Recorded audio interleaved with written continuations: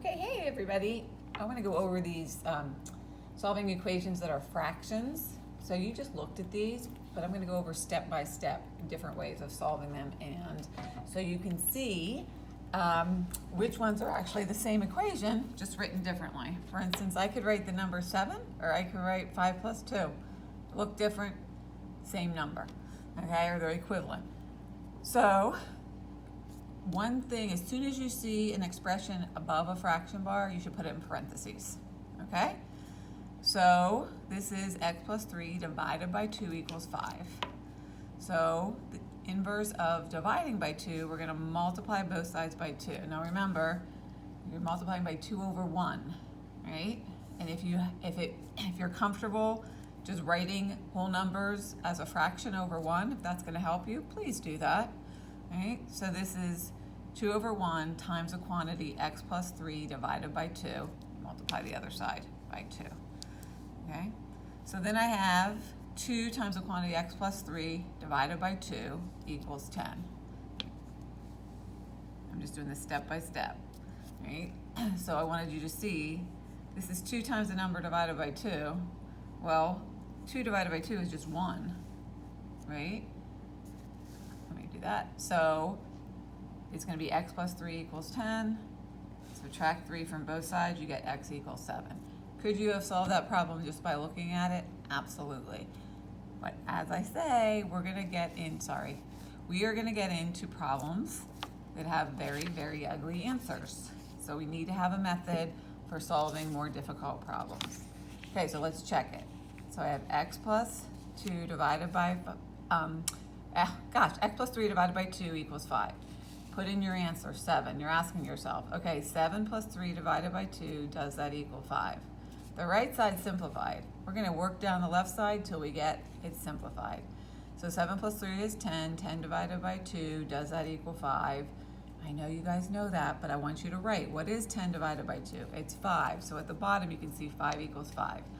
Why are we doing this? Because it's going to get much more difficult. So we're using the more familiar problems so that when it becomes more difficult, you have a method.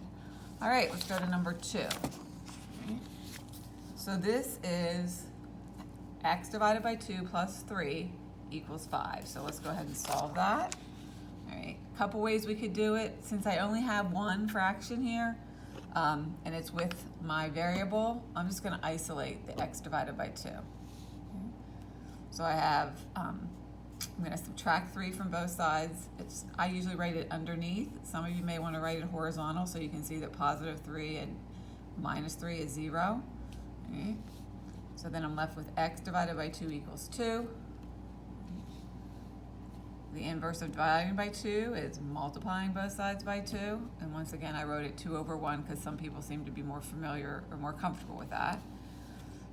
2x divided by 2, that 2 divided by 2 gives me 1, so I'm left with x equals 4. Go ahead and check it. So x divided by 2 plus 3 equals 5. Does 4 divided by 2 plus 3 equal 5? I know you can do it in your head. It's not what I'm asking. I'm asking you to show it all the way through. So 4 divided by 2 is 2. 2 plus 3, the answer goes down below. Right? So we're just simplifying. Think of it as the left side and the right side. We will be getting more complicated problems where we have variables on both sides. All right? So we want to have a method for checking. Next one. So this is 1/2 times the quantity x plus 3 equals 5.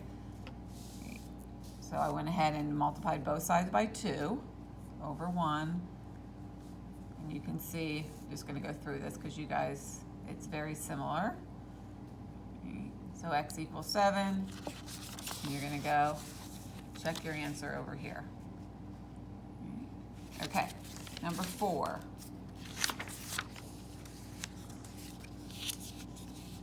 So x divided by 2 plus 3 halves equals 5. A couple ways we could do this. I'm just going to get rid of the denominator, even though it's the same one. I just want to get rid of my fractions. So I'm going to multiply. Once again, I put the left side in parentheses, because there's more than one expression there. Multiply both sides by 2, which is the same thing as 2 over 1. I simplify, and I know I'm writing this step by step so that you can see this. So sometimes, notice, I didn't take 2 times 3, I just kept it as, and make it 6. I didn't rewrite it as 6. Because I can see right here, 2 times 3 divided by 2 is just going to give me 3, and that's because this 2 divided by 2 is 1, right? So we're going to get more sophisticated in being able to reduce as we multiply, and we'll talk about that later. And then subtract 3 from both sides, you get x equals 7. All right, so now let's compare these. So we had 3 out of the 4 problems gave us the same answer, which must mean that they are say the exact same thing. So let's look at y. All right? So we had x plus 3, right, divided by 2 equals 5. That was 1. The other one, question number 3, was 1/2 x plus 3 equals 5. Right? Let's see if I can do the third one here. Was number 4, and x divided by 2 plus 3 divided by 2 equals 5. Those are actually all, the left-hand side, they're all, the right-hand side, all 5, and the left-hand side, they're all the same. Because remember, dividing by 2 is the same thing as multiplying by 1/2, all right? For example, 12 divided by 2, right, which can be written as 12 divided by 2 equals 6. 12 times 1/2 ends up being 12 divided by 2, which is 6, right? So dividing by 2 is the same thing as multiplying by 1/2. That's just what happened here. We got to get familiar with these fractions, okay? This one, you can think of it as distributing the 1/2 here. So if I had 1/2 x plus 3 halves, right, that's what I'm going to get there, right? Or if I take the first one and break it down, so before I do that, let me give you an example here.